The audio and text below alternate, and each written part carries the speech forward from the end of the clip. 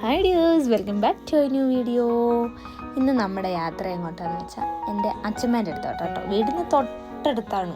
തൊട്ടടുത്ത് 2-3 മിനിറ്റേ ഉള്ളൂ കേട്ടോ.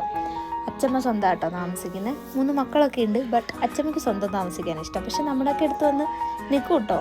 ഓരോ മക്കളുടെ വീട്ടിലൊക്കെ പോയി നിൽക്കും. അച്ഛമ്മയ്ക്ക് സ്വന്തമാണ് ഇഷ്ടം. അച്ഛൻ മരിച്ചു പോയി കേട്ടോ.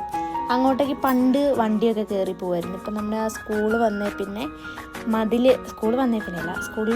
വന്നേ പിന്നെ അങ്ങോട്ട് പോകാനുള്ള സ്പേസ് ഇല്ല കേട്ടോ, വഴിയില്ല. അതൊരു ബുദ്ധിമുട്ടായി മാറി.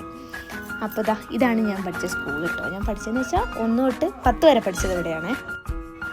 അങ്ങനെ വലിയ ഗ്രൗണ്ടും കാര്യങ്ങളൊക്കെ ഉണ്ട് കേട്ടോ സ്കൂളിൽ. വലിയ സ്കൂളാണ്. ഇപ്പം കുറച്ച് കൂടെ റെനോവേറ്റ് ചെയ്ത് കുറേ മാറിയിട്ടുണ്ട് സ്കൂൾ കേട്ടോ. ഇതാണ് വീട് ഉള്ളിലൊന്നും അധികം പണിയൊന്നും കഴിഞ്ഞിട്ടില്ല കേട്ടോ. ഫുൾ പണിയൊക്കെ ചെയ്ത് ഫർണിഷ് ചെയ്തെടുത്ത അടിപൊളി വീടാണ് കേട്ടോ. അപ്പോൾ നമ്മുടെ അച്ഛമ്മ നമ്മളെ വെയിറ്റ് ചെയ്ത് അവിടെ ഇരിക്കുന്നുണ്ടായിരുന്നു. അച്ഛമ്മയ്ക്ക് കുറച്ച് കൃഷിയും കാര്യങ്ങളൊക്കെ സ്വന്തമായിട്ട് വേണ്ട കുറച്ച് കൃഷിയും ഇഞ്ചിയും പടവലും പച്ചക്കറികളും അങ്ങനത്തെ കുറച്ച് കാര്യങ്ങളുണ്ട് കേട്ടോ. അങ്ങനെ അച്ഛമ്മേനോടൊക്കെ വർത്താനം പറഞ്ഞത് അച്ഛമ്മേൻ്റെ സ്വന്തം മക്കളാണ് ഇത് കേട്ടോ, കോഴിക്കുട്ടികൾ. അവരുടെ മുട്ടയൊക്കെ വിൽക്കുന്നുണ്ട് കേട്ടോ, പുറത്ത് കടയിലൊക്കെ കൊടുക്കുന്നുണ്ട്. അപ്പോൾ സ്വന്തം ഒരു സിംഗപ്പെണ്ണാണ്, സ്വന്തം ജീവിക്കുന്ന ഒരു സിംഗപ്പെണ്ണാണ്.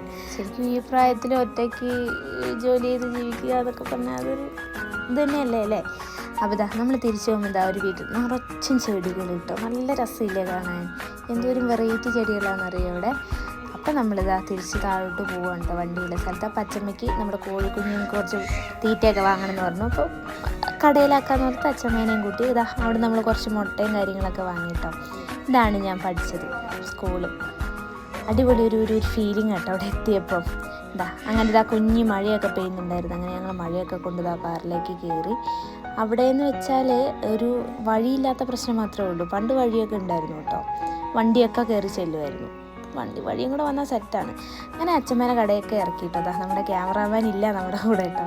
പുള്ളി ചെറിയൊരു പണിക്കൊക്കെ പോകുന്നുണ്ട്, അക്കൗണ്ടൻ്റായിട്ട് പോകുന്നൊക്കെ ഉണ്ട് സ്കൂളിൽ പോകുന്നവരെ. അങ്ങനെ നമ്മൾ തിരിച്ച് വീട്ടിലേക്ക് പോവുകയാണ് കേട്ടോ. ക്യാമറാമാൻ ഇല്ല, നമ്മൾ തന്നെയാണ് ക്യാമറാമാൻ കേട്ടോ. അപ്പോൾ ബൈ ഫ്രം ഏറസ് വ്ളോഗ്.